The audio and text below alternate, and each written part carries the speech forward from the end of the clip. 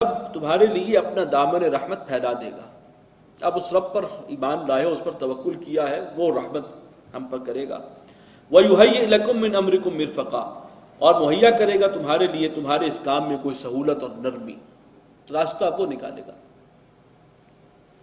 وَتَرَى الشَّمْسَ إِذَا طَلَعَت تَّزَاوَرُ عَنْ كَهْفِهِمْ ذَاتِ الْيَمِينِ، اور اگر تم دیکھتے اس وقت دھوپ کو، سورج کو، تو وہ سورج جب نکلتا تھا تو اس کی دھوپ بچ کر نکلتی تھی ان کی کوہ سے، ان کی غار سے داہنی طرف۔ وَإِذَا غَرَبَتْ تَقْرِضُهُمْ ذَاتَ الشِّمَالِ، اور جب سورج غروب ہوتا تھا تو اس وہ دھوپ جو ہے وہ کترا کر گزر جاتی تھی اس کے بائیں جانب سے۔ اندازہ یہ ہو رہا ہے کہ وہ جو غار ہے وہ نارتھ سائڈ اوپن تھا، چنانچہ اب براہ راست دھوپ تو وہاں نہیں آتی، کترا کر گزر جاتی ہے۔ تو اندر کا ماحول کچھ بڑا مختلف تھا کہ اس کے اندر دھوپ کا گزر نہیں ہے، ٹھنڈک بھی ہے، کچھ اندھیرا بھی ہے۔ وَإِذَا غَرَبَتْ تَقْرِضُهُمْ ذَاتَ الشِّمَالِ وَهُمْ فِي فَجْوَةٍ مِّنْهُ، اور وہ اس کے صحن میں، کشادہ جگہ میں تھے۔ غار کا دہانہ تو کم ہوگا، اندر سے جا کر وہ کشادہ ہو گیا ہے، اور وہ اس جگہ پر آرام کر رہے تھے۔ ذَلِكَ مِنْ آیَاتِ اللَّهِ، یہ اللہ کی نشانیوں میں سے ہے، اس کی قدرتوں میں سے ہے۔ مَن يَهْدِ اللَّهُ فَهُوَ الْمُهْتَدِ، جسے اللہ تعالیٰ ہدایت دے تو وہی ہے ہدایت کے راستے پر۔ وَمَن يُضْلِلْ، اور جسے وہ گمراہ کر دے، فَلَن تَجِدَ لَهُ وَلِيًّا مُرْشِدًا، تو نہیں پاؤ گے تم اس کے لیے کوئی دوست، کوئی ساتھی، کوئی راہ راست پر لانے والا، کوئی مرشد نہیں ہے۔ اصل مرشد وہی ہے، وہی ہدایت دیتا ہے۔ وَتَحْسَبُهُمْ أَيْقَاظًا وَهُمْ رُقُودٌ، اور تم سمجھتے، اگر تم دیکھتے کہ وہ جاگ رہے ہیں حالانکہ وہ سوئے ہوئے تھے، یعنی آنکھیں ان کی کھلی ہیں، لیٹے ہوئے ہیں، دیکھنے والا سمجھے گا جاگ رہے ہیں حالانکہ وہ سو رہے ہیں۔ وَنُقَلِّبُهُمْ ذَاتَ الْيَمِينِ وَذَاتَ الشِّمَالِ، اور ہم انہیں کروٹیں دلاتے رہے داہنی طرف بائیں طرف، اس لیے کہ وہ حیات کا تسلسل جاری ہے ان کا، اور وہ بیڈ سورس ہو جاتے ہیں اگر ایک ہی کروٹ پر انسان پڑا رہے، تو یہ کروٹیں بھی جو ہیں وہ بدلتی رہی ہیں ان کی، یہ اللہ کی شان ہے۔ وَكَلْبُهُمْ بَاسِطٌ ذِرَاعَيْهِ بِالْوَصِيدِ، اور جو ان کا کتا تھا وہ اس کی غار کی چوکھٹ پر پاؤں پھیلائے پڑا ہوا تھا، جیسے کوئی بالکل الرٹ بیٹھا ہو۔ تو یہ ایک عجیب منظر تھا جو اس پر تھا۔ چنانچہ فرمایا لَوِ اطَّلَعْتَ عَلَيْهِمْ لَوَلَّيْتَ مِنْهُمْ فِرَارًا، اگر کہیں تم جھانک کر انہیں دیکھ لیتے تو تم الٹے پاؤں بھاگ کھڑے ہوتے۔ وَلَا مُلِئْتَ مِنْهُمْ رُعْبًا، اور تمہارے اندر اس منظر کی دہشت سما جاتی۔ یہ کچھ سچویشن تھی جس میں اللہ تعالیٰ نے انہیں رکھا۔ اس کتے کے بارے میں بھی جو روایات ہیں اس میں یہ ہے کہ وہ جب وہ غار کی طرف جا رہے تھے تو وہ خود ہی ساتھ ہو لیا، انہوں نے بڑا اس کو دھتکارنے کی کوشش کی لیکن وہ ساتھ ہی لگا رہا،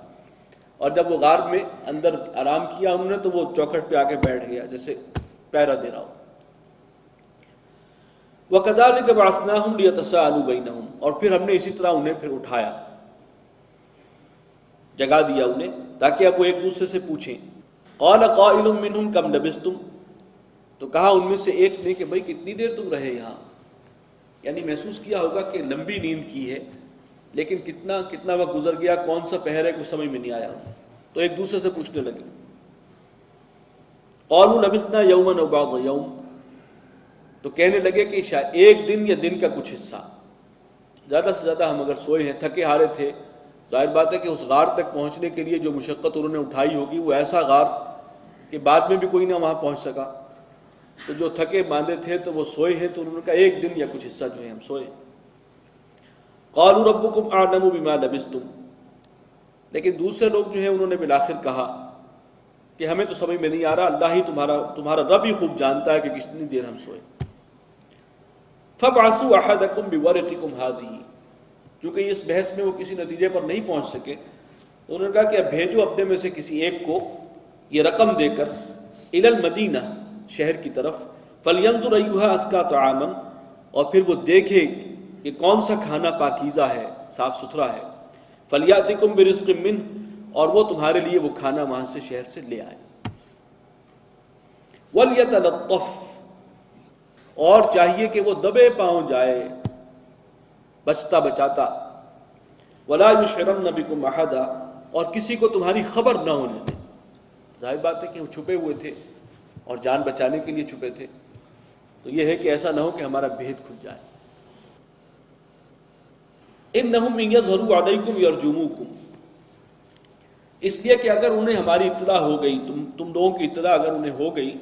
تو وہ تو تمہیں رجم کریں گے، پتھر مار مار کے ہلاک کریں گے، او یعیدوکم فی ملتہم، یا پھر تمہیں واپس لوٹا لیں گے اپنے دین میں۔ ولن تفلحوا اذا ابدا، اور اگر ایسا ہوا تو ہرگز تمہارا بھلا نہیں ہوگا، اس میں فلاح کی بات نہیں ہے اگر ہم واپس لوٹ گئے اپنے دین میں۔ وَكَذَلِكَ عَثَرْنَا عَلَيْهِمْ، اور اسی طرح ہم نے اس وقت لوگوں پر یہ بات ظاہر کر دی، لِيَعْلَمُوا أَنَّ وَعْدَ اللَّهِ حَقٌّ، تاکہ وہ جان لیں کہ اللہ کا وعدہ سچا ہے۔ وہ کیسے ظاہر کر دی؟ وہ شخص گیا ہے، اس نے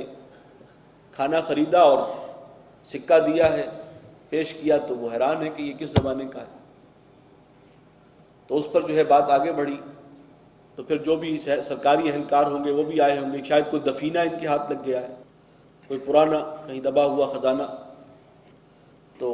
لیکن وہ پھر بالآخر بول اٹھا، اس نے کہا کہ بھئی ابھی، اب پھر منظر بھی اس نے دیکھا کہ بہت بدلا ہوا ہے، تو اس نے کہا ابھی کل تو ہم گئے تھے اور ہم کچھ افراد ہیں جو بعد میں کھلے گی بات، تعداد تو قرآن نے معین نہیں کی، لیکن اندازہ یہ ہوتا ہے کہ وہ 7 سلیپرز والی بات صحیح ہے، 7 ہی تھے وہ، قرائن یہی بتاتے ہیں۔ تو ہم تو وہاں گئے تھے اور اس وقت میں کھانا لینے کے لیے آیا ہوں، تو کیا ہوا اس سکے کو؟ وہ بہت پریشان ہوا، پھر یہ بات کھل گئی بالآخر کہ یہ تو وہ لوگ ہیں۔ تو اللہ تعالیٰ نے اس طرح ظاہر کر دیا، لِيَعْلَمُوا أَنَّ وَعْدَ اللَّهِ حَقٌّ، کہ اللہ وہ جان لیں کہ اللہ کا وعدہ سچا ہے، وَأَنَّ السَّاعَةَ لَا رَيْبَ فِيهَا، اور یہ کہ قیامت کے آنے میں کوئی شک نہیں ہے، اللہ تعالیٰ پھر مردوں کو زندہ کرے گا۔ قرآن نے یہاں پر وضاحت نہیں کی کہ اس کے بعد کیا ہوا ان لوگوں کا، لیکن جو روایات ہیں جو بہت اس سے قریب ہیں، اس میں یہی ہے کہ وہ پھر سب لوگ بھی، چونکہ وہ ہو چکے تھے اس دور میں، عیسائیت ہی ان کا اسلام تھا، قبول کر چکے تھے، تو بڑی تعداد میں پھر لوگ وہاں پہنچے اور ان کو جو ہے بڑا درجہ دیا، لیکن اس کے بعد وہی 7 افراد جو ہیں وہ پھر غار میں گئے ہیں اور دوبارہ سوئے ہیں، تو پھر نہیں اٹھے، پھر ان پر موت طاری کر دی اللہ نے، اور پھر وہاں پر ان کے لیے ایک یادگار تعمیر کی گئی، اس کا ذکر آگے آئے گا۔ اذ یتنازعون بینہم امرہم، جب وہ لوگ آپس میں جھگڑ رہے تھے اس معاملے میں، فقالوا ابنوا علیہم بنیانا، تو وہ کہنے لگے کہ ان کے اوپر، اس غار کے اوپر ایک عمارت یادگار تعمیر کی جائے، ربہم اعلم بہم، ان کا رب خوب واقف تھا ان سے، ان کے دلوں کے حال سے۔ قال الذین غلبوا علی امرہم، تو کہا ان لوگوں نے کہ جو اس معاملے میں غالب رہے، جن کی رائے جو ہے مان لی گئی، کہ لنتخذن علیہم مسجدا، کہ ہم اس جگہ پر ان کے اوپر ایک مسجد یعنی معبد، عبادت گاہ تعمیر کریں۔ تو الٹیمیٹ فیصلہ یہ ہوا۔ سیقولون ثلاثۃ رابعہم کلبہم، اب لوگ یہ کہیں گے کہ وہ 3 تھے، چوتھا ان کا کتا تھا، ویقولون خمسۃ سادسہم کلبہم، اور یہ بھی کہیں گے لوگ کہ وہ 5 تھے اور چھٹا ان کا کتا تھا، رجمم بالغیب، یہ اندھیرے میں تیر چلا رہے ہیں، اٹکل پچو ہے، قیاسات کے گھوڑے دوڑا رہے ہیں۔ وَيَقُولُونَ سَبْعَةٌ وَثَامِنُهُمْ كَلْبُهُمْ، اور یہ بھی کہیں گے کہ 7 تھے اور 8واں ان کا کتا تھا۔ قُلْ رَبِّي أَعْلَمُ بِعِدَّتِهِمْ، اے نبی آپ فرما دیجئے کہ میرا رب ہی جانتا ہے کہ وہ تعداد میں کتنے تھے۔ مَا يَعْلَمُهُمْ إِلَّا قَلِيلٌ، اور وہ علم نہیں رکھتے اس میں مگر تھوڑے لوگ ہیں جو جانتے ہیں اسے۔ فَلَا تُمَارِ فِيهِمْ إِلَّا مِرَاءً ظَاهِرًا، تو تم اس معاملے میں زیادہ جھگڑو نہیں، اس کی بال کی کھال اتارنے کی ضرورت نہیں ہے، مگر سرسری سا جھگڑنا۔ میرا ظاہرہ میں تھوڑا سا ایکسیپشن ہے کہ ہاں تھوڑی بہت علمی تحقیق اس میں کر سکتے ہو، لیکن اس کو بس اپنا مرکز موضوع بحث ہی نہ بنا لو۔ اس میں اللہ تعالیٰ یہ بھی بتانا چاہتا ہے کہ جو کسی واقعے کے اندر جو مورل لیسن ہے وہ اہم ہوتا ہے، اس کے اندر یہ تاریخی چیزیں کہ وہ اس میں افراد کتنے تھے، ان کا نام کیا تھا، ان میں سے سب سے بڑے کی عمر کیا تھی وغیرہ، یہ ساری چیزیں جو ایکیڈیمک انٹرسٹ کی ہوتی ہیں، ان کی حیثیت ثانوی ہے، اصل اہمیت اس مورل لیسن کی ہے، اس سبق کی ہے جو اللہ تعالیٰ اس کے ذریعے دینا چاہتا ہے، توجہ تمہاری اس پر ہونی چاہیے۔